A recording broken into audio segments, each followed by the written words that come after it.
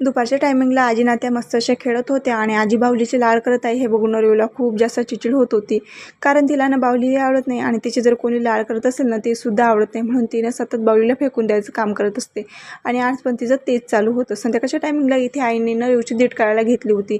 कारण तिने आम्ही जसं लग्न आणलं तसं ना खूप जास्त आजारी आहे ना, खूप जास्त रडणं चिडचिड करणं असं चालू आहे तिचं. त्यामुळे मग दीट काढून घेतली आणि ते झाल्यानंतर मी संध्याकाळच्या स्वयंपाकाला सुरुवात केली. आधी जर मी भाकरी बनवायला घेतल्या, म्हटलं भाकरी बनवल्या की मग भाजीचं बघावं, तर भाकरी वगैरे बनवून घेतल्या. आणि त्याच्यानंतर इथे मला ना कांद्याची पात बनवायची होती. त्यासाठीच ना कढईमध्ये 2-2.5 पळी तेल टाकून घेतलं अंदाजेनुसार. आणि तेल चांगलं तापलं की त्यामध्ये ना लगेच मोहरी टाकायला घेतली. त्याआधी मी इथे ना पेस्ट काढून घेतली.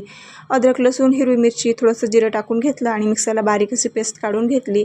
तेल चांगलं तापलं की लगेच त्यामध्ये मोहरी टाकली आणि जे काढलेली पेस्ट होती ती पेस्टसुद्धा टाकून घेतली.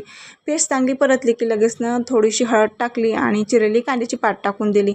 कांद्याची पात ना झाकण न ठेवता 2 ते 3 मिनिट परतून घेतली आणि लगेच कांद्याची पात थोडीशी चिमट्यासारखी झाली की लगेच त्यामध्ये ना आपली मूग डाळ टाकून द्यायची. थोडीशी जशी चपातीला ना त्यामध्ये तशी मूग डाळ टाकून द्यायची आणि ती झाली की लगेच मस्त अशी भाजी रेडी झाली. चला मग ब्लॉग इथे संपवते. भेटू पुढच्या